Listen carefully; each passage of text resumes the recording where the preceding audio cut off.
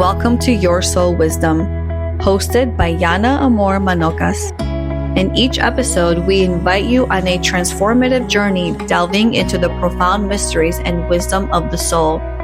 Join us as we explore a wide array of spiritual topics and sacred practices that nurture and heal the soul, from reincarnation and soul contracts to the enigmatic experiences of womb alchemy and astral travel. Our discussions are designed to enlighten, inspire, and deepen your understanding of your own soul's journey. With Your Soul Wisdom, nothing is off limits.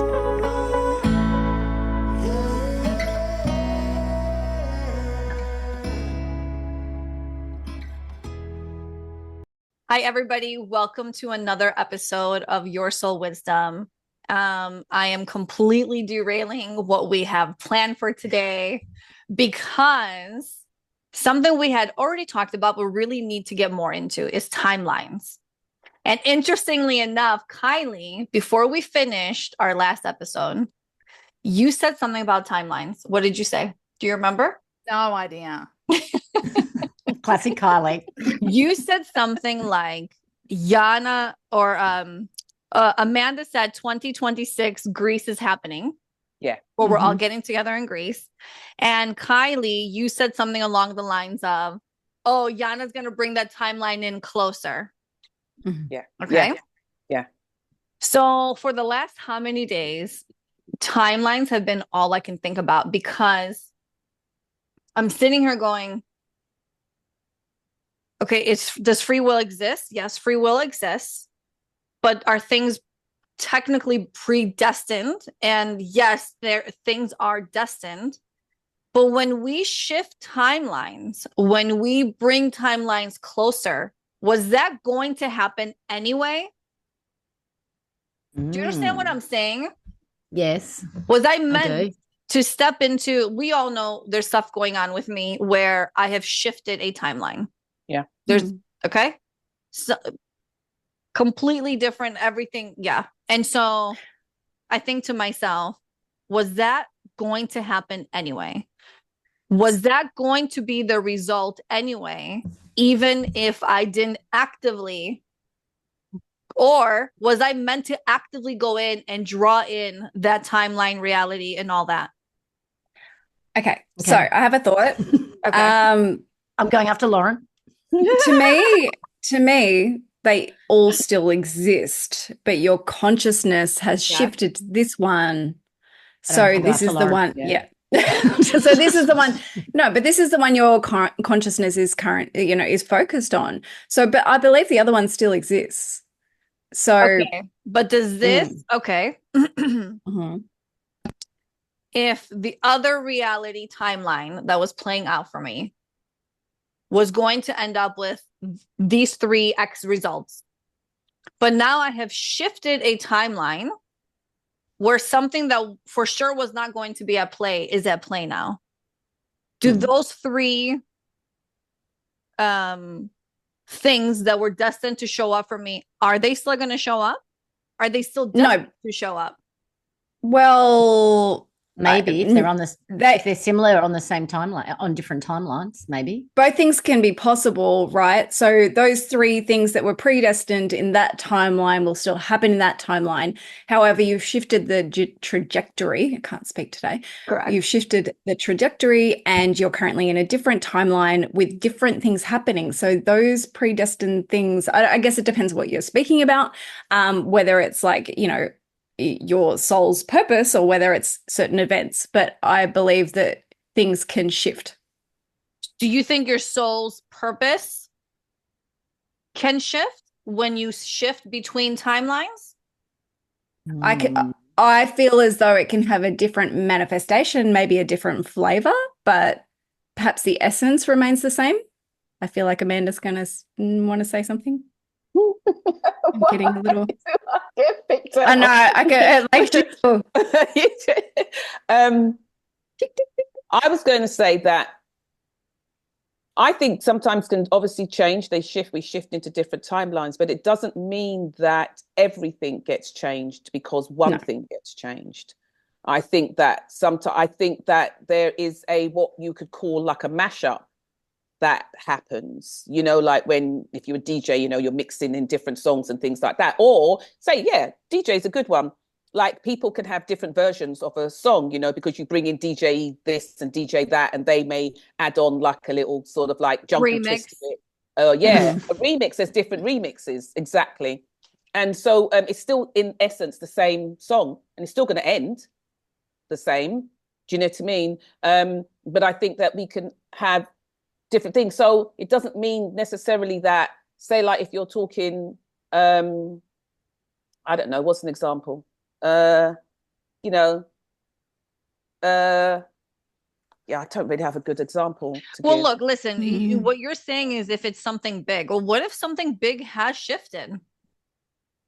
Something big has shifted, which means that other big thing that would have taken its place no longer is at play, at least in this timeline. So what my visual at the minute, okay, is like this big thing is shifted. Okay, so that's here. And then there are all these other little timelines that come off it. So I believe, like Amanda said, it's like everything is happening in different ways, in different mixes, in different, you know, but so I would say that whatever the big things were on that timeline could still happen on this timeline in one of the versions, but which version do you want? Oh, I want the version where I get it all. Yeah, but that's what you do. So that's where you focus. I want to sign up for that package. I don't know. Amanda? Yeah, well, I think who's to know that you haven't got it, that you don't get it, or that you haven't got it all, because you're not going to know how all the other timelines are panning out. Okay, so let me use, okay, I'm going to use a specific example. Okay. This is obviously, relationships are always a very easy example to use, right? Everyone can relate to that. If you end up with somebody, you could end up with guy A, or you could end up with guy B. And guy A is going to take you on a different trajectory, because different people will come into your life, different events will happen, that kind of thing. Guy B will take you on his own set of events, people, places, and things. Are we saying that, I guess what I'm trying to really figure out is, whether you're with guy A or guy B, the ultimate purpose is still going to be met, just in different ways, or if you choose guy A, the purpose shifts differently from choosing guy B. Yeah, I think it does. And I think it's, you know what, I'm going to have to say, I think it's a mishmash of all of that, of all that you just said, because I think that, say if so I'll use myself as an example. I think that if I had stayed with my ex-partner, wasn't my husband, ex-partner. I've done the healing, I promise you.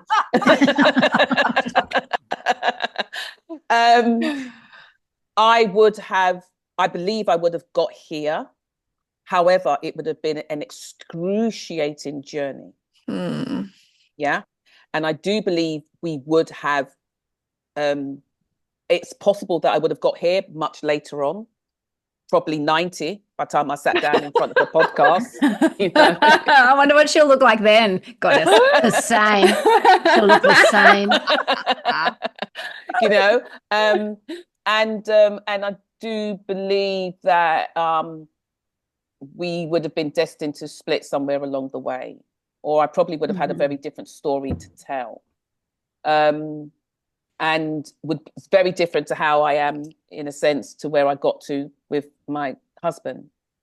But there is also a timeline where you are still with that ex. No! That timeline was discontinued. I discontinued that. I deleted it. delete. That I like. So recently, us five collectively, in our conversations, because I think what happens is, and I don't know how much of this actually gets translated to the audience, but There is something that happens when we five are in the same energy. And so we've seen the result of that in many different ways. And in one of the most recent conversations, just to give full context, is we talked about timeline changes. And Amanda, you said, choose a timeline you want. Choose the timeline that you want, which means you are an active participant in this life. Life is not happening to you or even for you. See, I don't like that, for you. And I also no longer like for your highest good, because for my highest good could be full of pain. And that's not what I want to experience. And so as we talk about choose and create the timeline that you want, the reality that you want, there is a certain level of delusionalness that needs to take place and be active for you to really start to embody, basically producing or creating the inimaginable. Is that a right word? Is that even a word?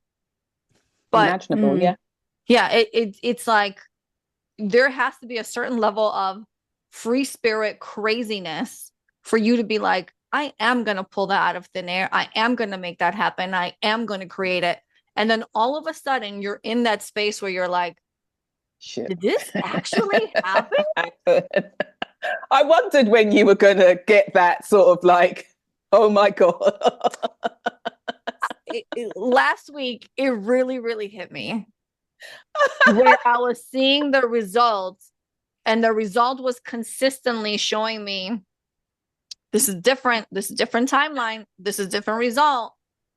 And I did what was natural to me, which is to try and self-sabotage that. No, but the fear wants to creep in. It's never going to work out. And, who am I to think that I can have this and X, Y, and Z? And, having magical people in your life help you go, cut that shit out. Like, stick to this new thing. What's going on? And so actually seeing and feeling the result of this timeline shift is a wild experience that all I can think about now is, did I really create that? How did I create it? And how can I do it again? Right? Because I want to make sure that this new timeline I'm creating with the thing that I want to come in is also going to bring in the other things. And it's not a one or the other. It's one and the other. Right? Right. So can I just go back a bit? Because I think you made a very important statement back there. And funny enough, it was something that was also said today. So you said, I no longer say for my highest good. Yeah. Right. And as you said that, you said because my highest good that could be something that I'm supposed to be figuring out for pain. We're talking about, in a sense, dualities of things and things like that. But as you said it, I also realized in my mind, I 100% agree with that. So I'm going to cancel and delete the amount of times that I've said that or even suggested that. Same, because I'm thinking, who is it up there that's deciding it's for my highest good? Am I in agreement with that? I don't know if I am. And if that's the case, if you're deciding what's for my highest good, then how much control or sovereignty do I actually have in this lifetime, in this incarnation, or over any incarnation? Because then once again, I'm playing out a game, playing out a role, isn't it? Yeah. So I'm going to set you a whole load of, Billy Big Balls is up there. I'm going to set you a whole load of different puzzles and mazes and stuff to go through. So I think that's really important to, what was your take on that when you said that? What is it? What is it you're actually saying? Because people are really going to hear that. It's the whole act of being an active participant. If we are the creators of our own reality, you can't sit back and let life happen to you however life wants to happen to you and show up for you. So it was one of those where I've always thought wishing somebody blessings for their highest good or healing for your highest good, or me, let this show up or play out for my highest good. To me, in that moment, I felt like I was doing the right thing. Yeah. Now I'm like, wait a minute. I want my highest good to be very selective, and I want it to be what feels right for me and what I would like for it to be. And so if all these timelines are available to me, I want to go to the one that brings me the most fulfillment, not the one that the universe may be like, here, try this out for a bit. No. Well, something that's coming to me is up until this point, until you reach this level of consciousness, I don't believe, like when I say for the highest good, I feel like I'm speaking to my soul, not some other being in the sky, right? So, and it is the reality that certain things have happened for you to come to this place that were for your highest good because now you're here. Like I still feel like it's really important to honor the things that have happened and where you've come from, and not to just go, well, that was a whole load of shit. No, do you know? Yeah. Does that make sense? I agree 100%. And listen, we are who we are today because of everything we've gone through and experienced. Yeah. Right. And I will say, I am grateful for every single road that has brought me to where I am in this moment in my life. 100% gratitude. But also, I want to up level. And I want to, and that's where you are now. That's it. Yeah, that's correct. 100%. Yeah. So, but you're at a place where you can do that. Whereas whatever version of yourself in whatever timeline previously would have not had the consciousness, the harnessing of the power, or, you know, all of the things that go into what we're talking about here to be able to do it. Correct. And you know what's interesting? Well, in our last episode, I just thought about this. When Kylie, you said to me, what were those moments that helped you realize there's more? So I don't know if I've actually shared this. I probably have, but I went and I saw Esther and Abraham Hicks. Okay. And the first time I was going, my mom was like, please come with me. And she asked me, and I was like, yeah, I'll get tickets. And last minute, she's like, you need to come. I'm like, fine. It's not cheap to go to those events either. And the joke I said to her was, I'm only going to come if I get called on stage. I didn't have a question to ask her. I had nothing. And sure enough, it was the last segment. And I think it was like the first person after the last break. And as soon as I raised my hand, I got this feeling like, oh, she's picking me. And sure enough, she picks me. I get up there and I was like, oh my God, I manifested that. I brought that to reality. Okay. I'm going to fast forward to the next year, which was earlier this year. Esther Hicks came back again. And my mom's like, should we go see her? And I'm like, we've already done it. She's like, but I really want to go. I'm like, okay, So we go. And we're driving there and I say to her, what are the odds that I get called up there again? Who goes to see Esther Hicks twice and twice gets called up there? I've been twice and I've never been called up. And I sit there and the first person goes up and I turn to my mom and I go, it's my turn. And I raise my hand and she goes, you. And I was like, so that was one of those moments. And you know what's really funny? I was very conscious of the fact that I'm going to manifest this. This is going to happen for me. And I sit down in front of her and she's like, what's your question?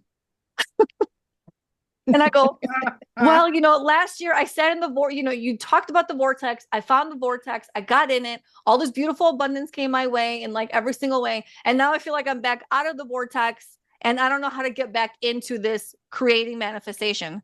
As I had just manifested me being up there again. And as she's talking, she's saying all this stuff. And then at one point she turns to me and she goes, are you back in it?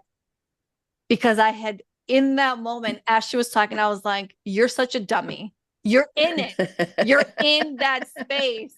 And I was like, yes, I am. I actually have it all recorded. Maybe I'll share it one day. But it was one of those where you do it one time and then it feels almost hard or just as impossible to do it again. You're like, oh my God, how did I do that before? And so as somebody who, okay, how many of us here have experienced very conscious timeline shifts here? Yeah. Hands up. 3, Oh, when you say conscious, do you mean you're conscious of a timeline shift, or that you have yes. consciously shifted Yes. it, made you say, "Oh, I've been Well- conscious of a timeline"? I have so many questions when Okay, hold on. anyone's ready. Okay. Like, But the point is, I forgot exactly what I was going to say, and maybe it'll come back to me. So, Rachel, no, go ahead, Rachel. so much stuff comes up, and it's all contradictory kind of stuff. Yeah. So one of the things that comes up for me immediately is the things like when I have just left it to me not wishing and me not controlling. I'm not saying that's what you're doing. I'm talking about me. Remember me with all my sevens. Like things turn out better than I could possibly ever have imagined myself. Like even if I could have requested it, I would never have requested it. Not because I didn't think I was worthy, just because my imagination didn't stretch that far. And so in some ways, I'm like, oh, I don't want to play that game. I don't want to restrict myself to only what I think I want. I would love to be like Amanda and just have given up on duality. But at this stage of my consciousness, I'm not at that stage. In fact, I love what you said, Rachel. More and more and more duality. And so it's kind of like at 53, at this stage, I have been a pain avoider as much as I can be. And for the last few years, even before my spiritual awakening, I had got to the stage when discomfort happened, it would be like, I'd be like, don't even get upset about it, because seriously, this is the only way beautiful new things get born. It seems to be in this cycle of things I wouldn't prefer. And then what comes out of what I wouldn't prefer is what I wouldn't have dreamed of even wanting for myself kind of stuff. So, but I have had this sort of profound, I'm definitely on a different, I've changed timelines so many times. Sometimes I'm looking around just to make sure that there are things that are familiar around me, like still that kind of thing. So I know the feeling, but I don't even know if I want to do it consciously. I don't even know if I want to have that power. Do you know what I mean? Like, frankly, and I speak on behalf of all 5 of us, and it's not like none of us have had any drama in the last year, but I feel confident in saying that all of us would say that our lives have been elevated overall in the last year. And that's kind of, I don't know, it's kind of like that. Yeah. So I was going to say, I totally get what you're saying. I think for me, what the issue is here is that this ability exists, this power exists, and it exists for a reason. Funny enough, I just had this conversation earlier on today. And it exists for a reason. It really does. And if we don't harness what that gift is or what that power is for each and every single one of us, what we're not realizing is that it is being used, it is being utilized.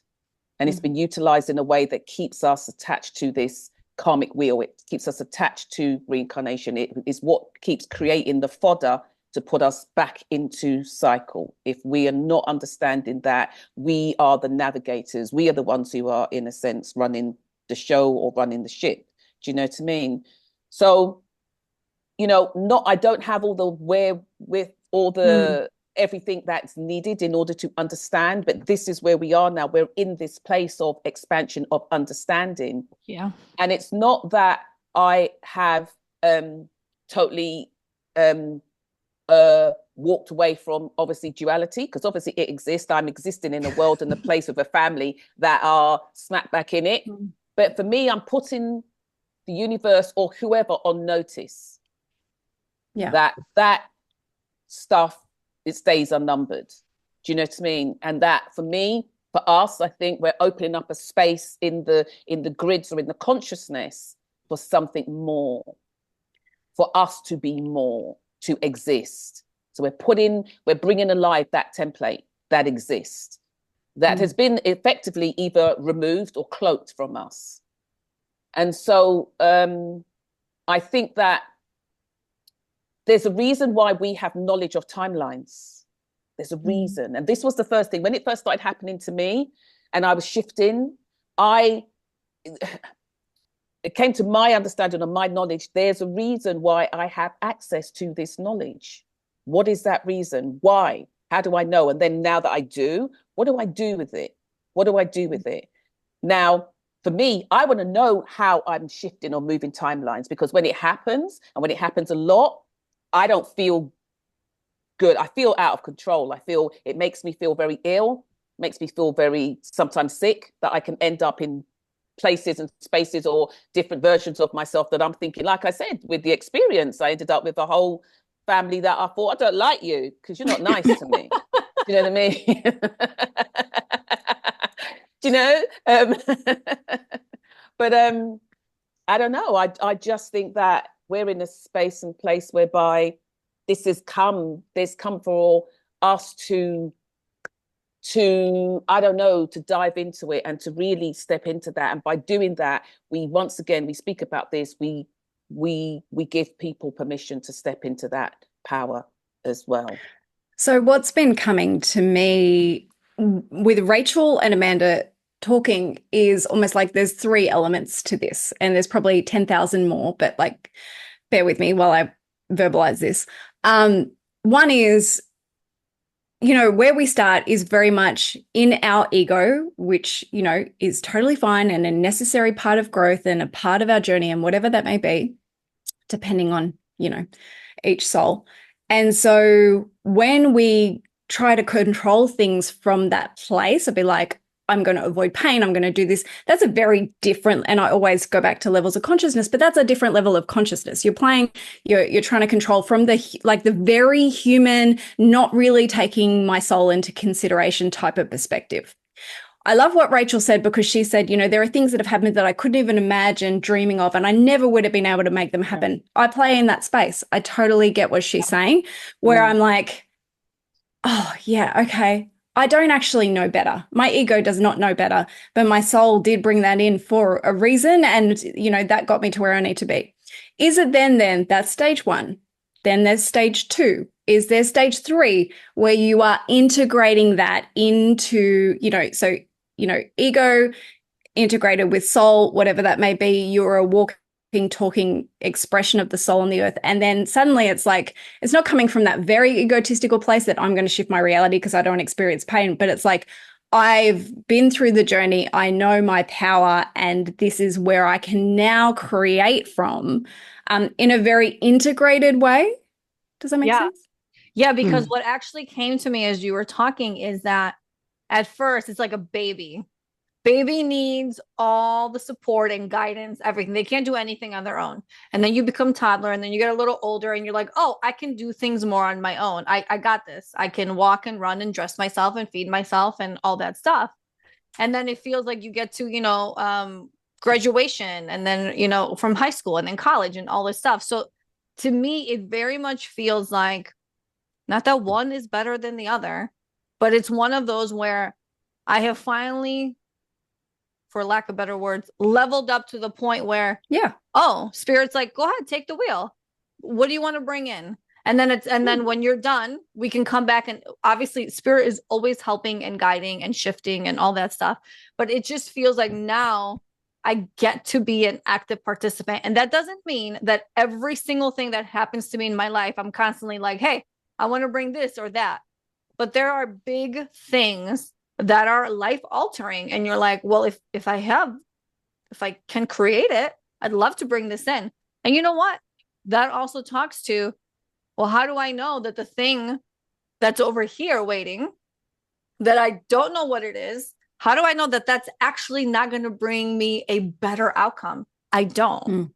I'm just going with what feels right for me in my heart. And I'm a lover. And that is just how I'm always going to play it. If it feels right for me, I'm going to try it out. If it feels right for me, I'm going to move in that direction. And maybe there's a better option. Maybe there's a worse option. But for right now, this one feels really good. So I'm going to follow that thread, and I'm going to help bring that into fruition actively. So. You see, I 100%. What do I 100% do? I had a lot of questions there. So I do 100% agree with what you've just said. What I was going to say is, once again, we've given the power away of that expansion and that creativity to something else. Even when it's your soul, though? Like, sorry, but like, do you know what I mean? Because, like, to me, even when it's your soul, I need you to explain, please. Because you are the soul. You are the soul. The soul is not a separate entity. It's not. You, Lauren, may be a personality of the soul, but you are the soul. Yeah. So but you got to get to remember that. Yeah. Yep. Yeah. Yes. Yes. Yeah.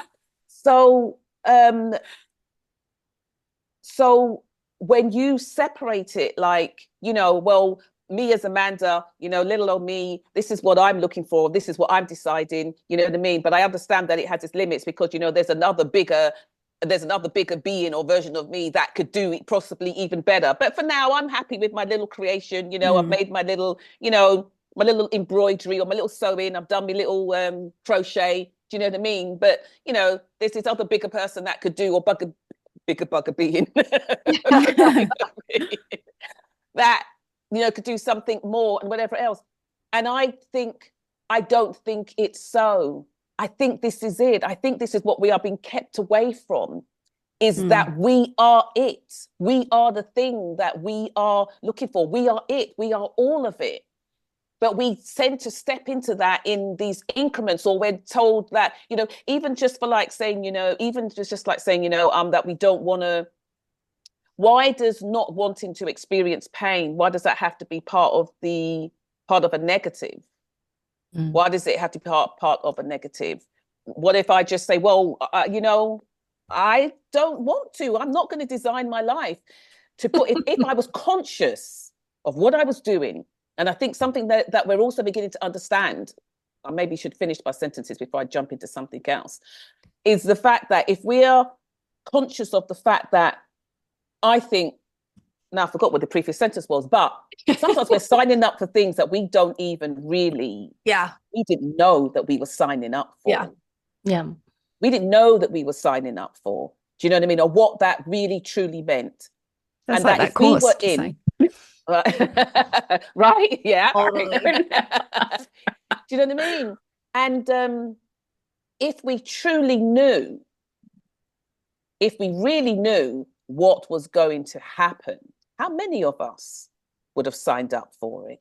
That's so much like that damn course. Maybe that's why I feel. Maybe that's I think that's why you got amped up. I really do. Everyone watch our episode on Yiannah. You'll know what we're talking about. Yeah. Do you know what I mean? Because I think that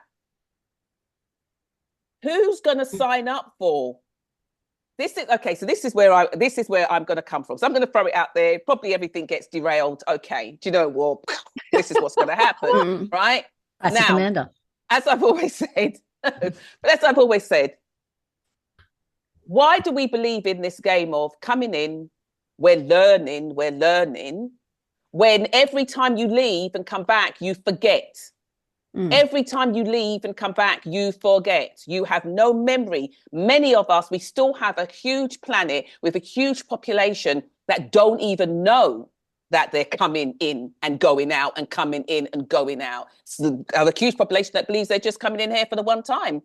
And once they're buried, they're waiting for Resurrection Day. And then we've got a whole load of other different ideas or beliefs. Now, we're coming in, apparently, we're learning. If we were coming in and learning from the place at which we left, okay, I can understand that. Game on. But if we are forgetting every single thing and we have no idea and no consciousness, then what exactly are you learning? What exactly are you doing?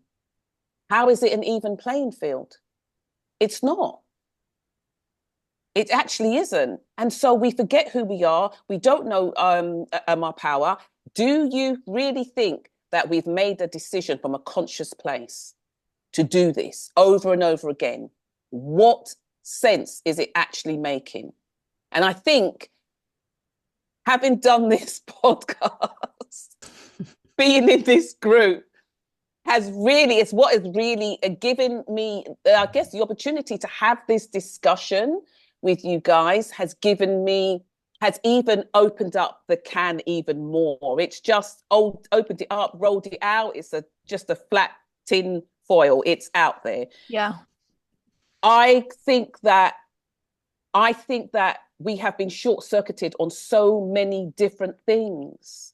And so I think, for me, if we are having memory of timelines, or stepping into that knowledge that these timelines are existing and that we are moving into them all the time, then it seems to me as if that memory has been taken away from us. And why has it been taken away from us? Why? You know what it reminds me of? You know how they say like the CIA and the FBI, like there's all these different branches and everybody's working on their own thing and no one else knows what's being worked on. And everybody has their own project and they're not allowed to discuss it with each other. So even if two people are working on the same thing, you'll never know because it's against the rules. Everything is private and locked down. That's what it actually, like, that's the picture I got for like what we're living all these lives, and all these lives are compartmentalized.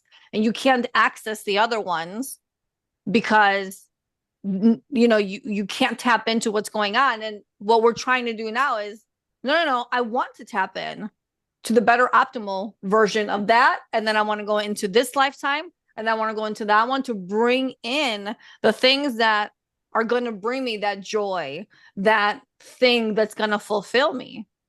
And it's time to, just the way, like, you know, and of course this is going down a hole, but just the way people are like the CIA and the FBI, like those programs are very defunct and are very not serving the people. It's time to serve the people. It's time to serve yourself, not in an egotistical way, but in a, if I have the access to it.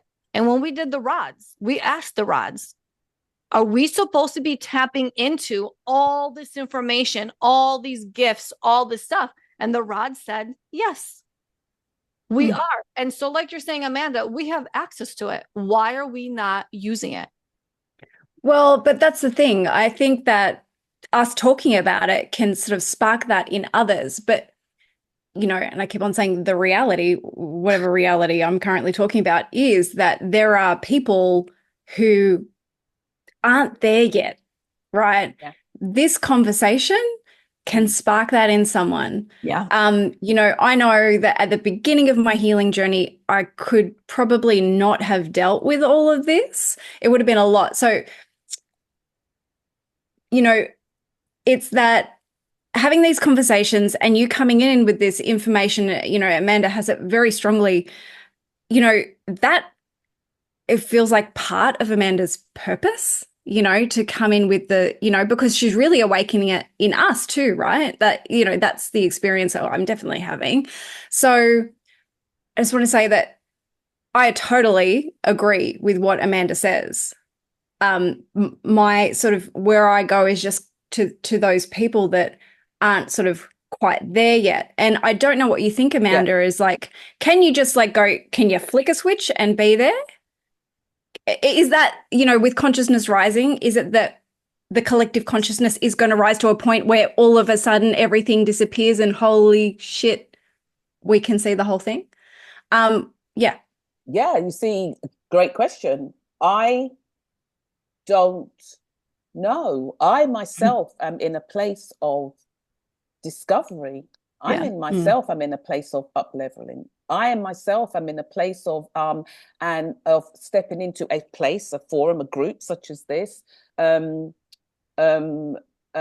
whereby I think the access becomes more and more possible, and the answers become more and more possible. And then what then begins to happen, believe it or not, is that in my working world, I am now more coming into people that are wanting to remember, frustrated because they can't remember, and also knowing the existence of a timeline that they can't reach, that they know is supposed to be happening, that there's certain things that are happening, say, in this timeline or space that they're thinking, yeah, I don't see how I would have signed up for that. I'm not sure how that's playing out and what's going on here.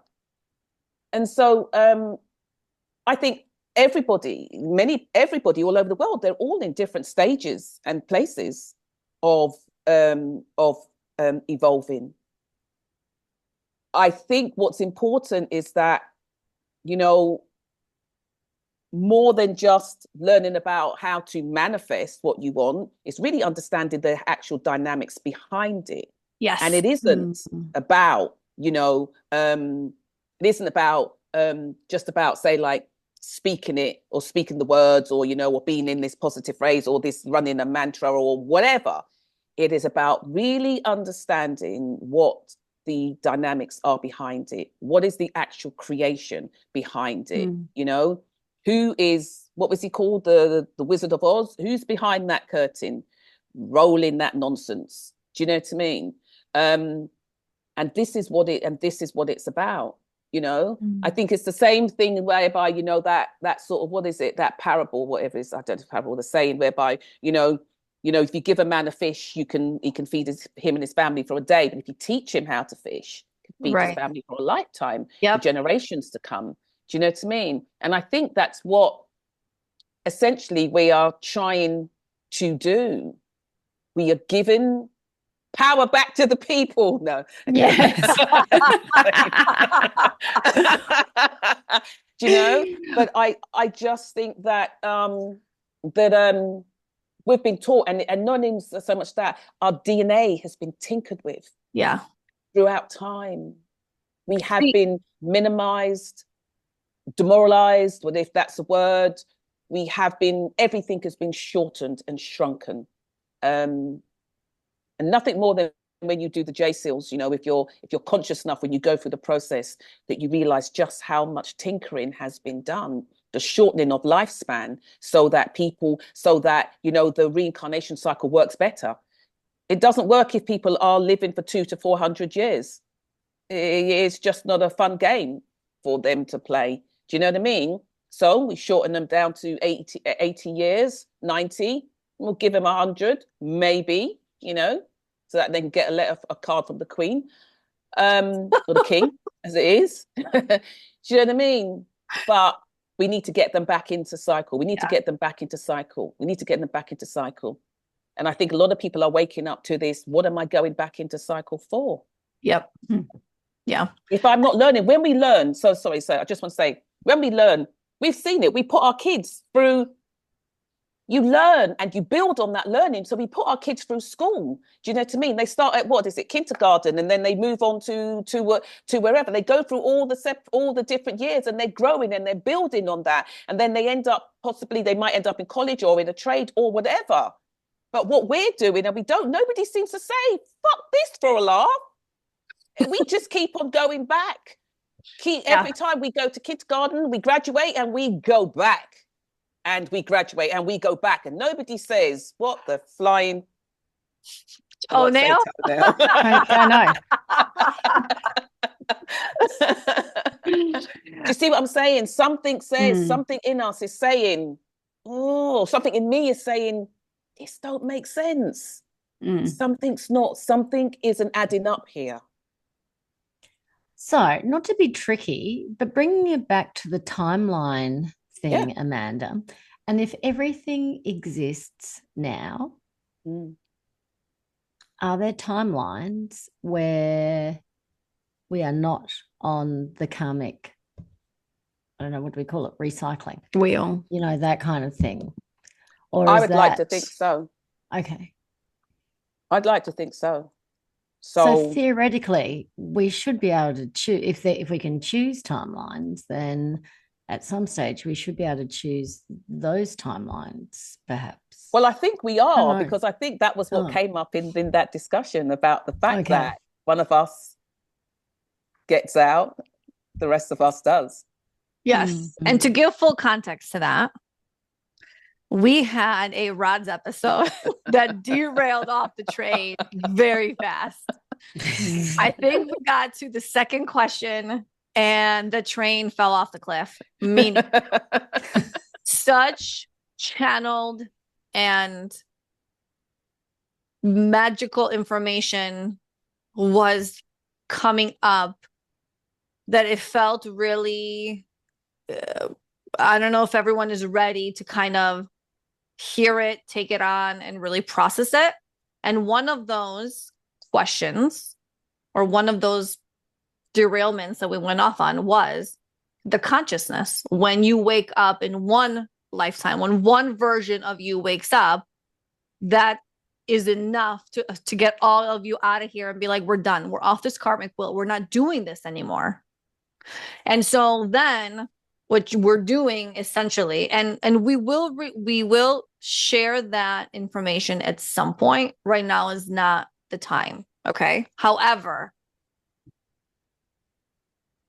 if we're talking about being conscious enough to choose the way out, to choose what you want, then let's also, because if we're going to trigger people with this episode to start stepping into that and start opening up to that, let's also talk about the fact that there's, I don't want to say rules, but there are ways to do it. You have to be conscious when you're doing it. However, Kylie, you had wanted a new car, but you didn't specify how you wanted to receive that new car. And unfortunately, there was an accident involved, which is traumatic for everyone involved.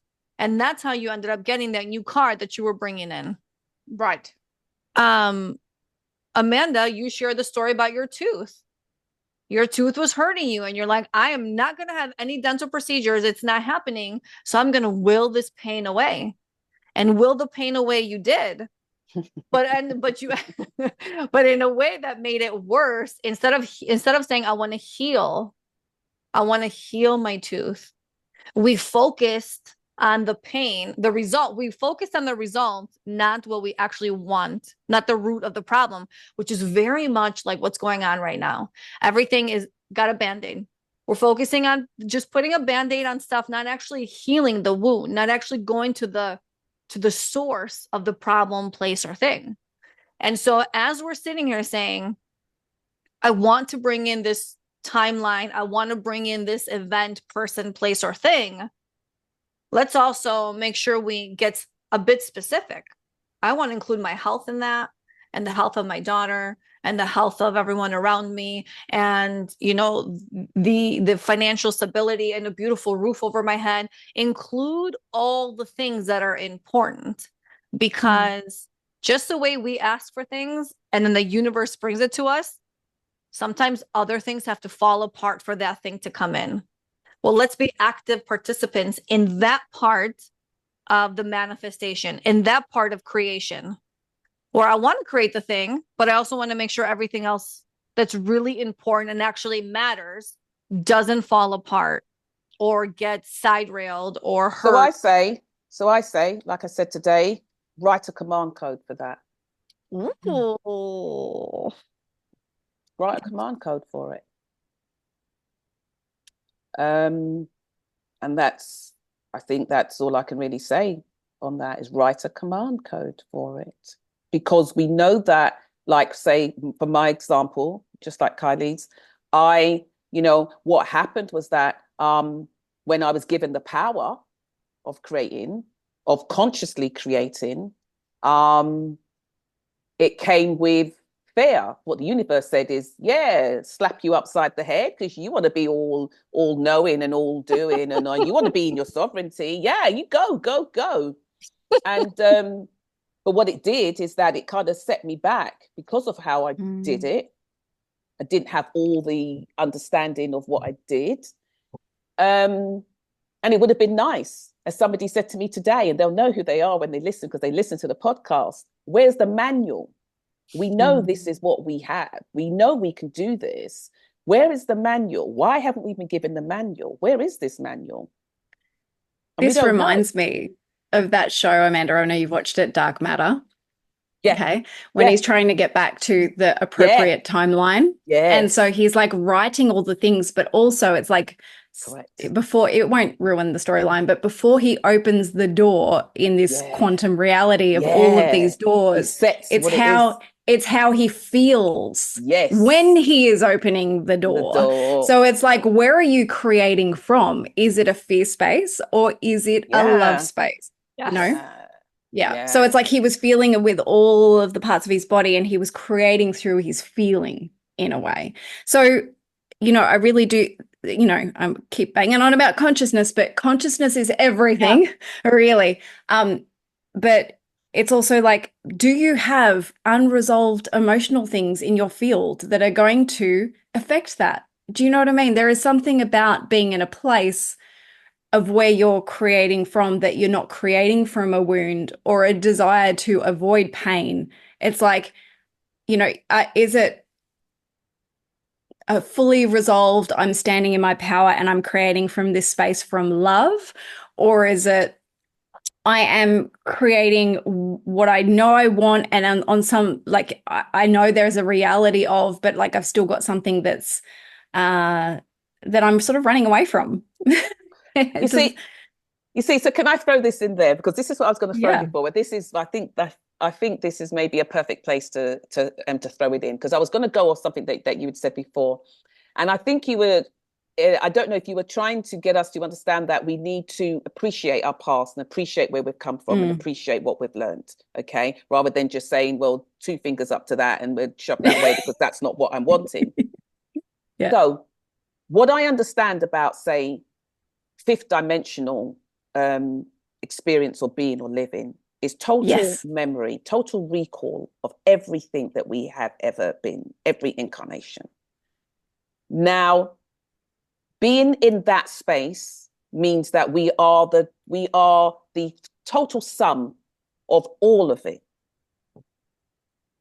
Some people may think, well, what? Like, we have had conversations about that before. God, can you imagine if we remembered all of our lives, or the trauma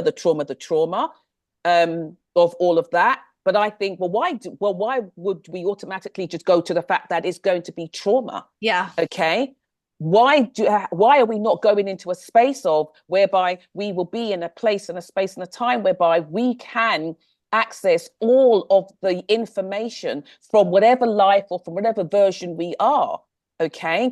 And that is respecting, that is holding, do you know what I mean, honoring of all the things that we've ever been and taking it in. What if that makes us a new kind of human, a different kind of human, whereby we know that? And so we're not making, if you look at it, many people, they're making the same stuff over and over and over and over again. People have talked about it. They'll say, you know, I've come into my lifetime with that ex.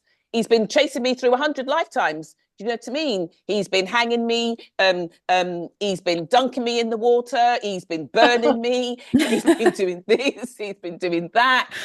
Do you know what I mean? We're doing the same old, same old, same old.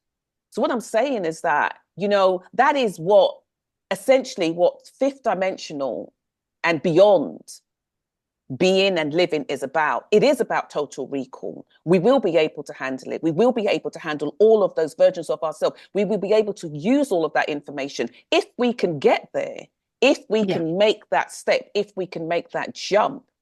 But what happens is that we tend to go into the fear base of all of that. Do you know what I mean? Of all of that. We tend to want to, and so we never really access, what does that actually mean? What does it mean having access to all that we have ever been? Well, because there's that saying, right? Oh my gosh, you guys help me out here, about something about like the evil you know is, or is it the devil you know is better the devil you know. Better devil you know. Was it better? No, is it that one? The devil you know is better than the one you don't, or something about okay. Because I've experienced, because it's familiar. Yeah, something like, it's like, it's, if people feel like it's safer to stay in the familiarity of something that they know they've experienced, good or bad, I know how this plays out, so I feel safer to stay here than to I've got the explore manual for something. that bit. Yeah. Than to explore something that I don't know how it's going to work out. I don't know what's going to happen. And so they choose to stay in the space. That's like an example of that is when people stay small. When you can see they're actively keeping themselves small because they're so scared to try and get out there and expand and grow and put themselves out there for some business idea or some kind of growth or whatever it is, because I don't know how that's going to turn out. I know how this feels, and this feels okay, even though like I want and need more. I don't want to leave my safety comfort zone. And so that's very much how that plays. And I think we're all sitting here going, the comfort zone is fine, but like there's so much more. How can we get into that? And I think the more we discuss things like this, the more seeds that you plant, and as they flourish and as they grow, you're allowing and you're ready to step into more and more of that. And sometimes it's not even that you're physically changing, but mentally you're shifting, energetically you're shifting, and that's enough to get you to that next level. Yeah. And it takes courage for each one of us. Each one of us five sitting here, we're sitting in a seat of courage. We're sitting in a place whereby, okay, sometimes you don't always know what's going to be on the other side of that door. But there's something in us that is saying, for us to all be sat here, that is saying that, I'm going to go and knock in. It's a bit like when we used to play Knockdown Ginger. I don't know if you ever used to know. What is that? I don't know that. You used to, don't know if you ever played it. You used to like go and knock on somebody's door. You'd be with your friends. You'd go and knock on somebody's door, and then you'd run away before they kind of like open the door. Do you know what I mean? You'd go and run and hide behind the car and see who opens the door. We call that ding dong ditch. Right, Kyle? Yes, ding dong ditch. Yes, okay, yeah. That's yes. In here too. Yeah. I'm like, are we pushing gingers down? What's That's what I thought. I was like, this feels racist. What did gingers do to you, man? I'm like, why redheads getting violently abused? I have no idea, but it was called Knockdown Ginger. I have no idea. That's so funny. That's amazing. I don't think it had anything to do. I have no idea. I think probably, but it's a bit like that. That game took courage. That game did, because my friend got caught and the guy came out and he grabbed her and he started swinging her around and told her, "You knock on my door. You fucking knock on my door." Me and my friend were hid behind the car. In fact, we took off our shoes and started running because she stood there too long. He told her. Totally. Those are the games you play. She stood there too long. Why are you going to wait for the guy to open the door? That's rules 101. Do you know what I mean? I just don't know what to say. Knock and run. What are you going to do? Say hello? Curiosity. Hold on. So why did we talk about that game? Because courage. Oh. Okay. And don't stand in one spot for too long. Hide behind a car. Hide behind a car, take your shoes off. Take your shoes and run. Don't wait to see who opens the door. It was about courage. Yeah, it's really about having the courage. And I think this is what it's going to take for a lot of people to break out of where they're sitting. And also the courage to tell a different story. The courage to feel that there's a different story inside you and stop repeating the story that you've been given. Mm-hmm. Stop repeating the story that makes you feel safe in the repetitiveness of what you are bringing to the world. I think we have to have courage. I love that. Okay. I think for now we've satisfied my itch. And I think we're good for now. This is a conversation that is obvious, is going to keep growing and evolving, but it feels like a really good place to put a pin in it. And this brings us to our Kylie. What you got for us, girlfriend? Nothing. Okay, we need to give her a second. Hold on.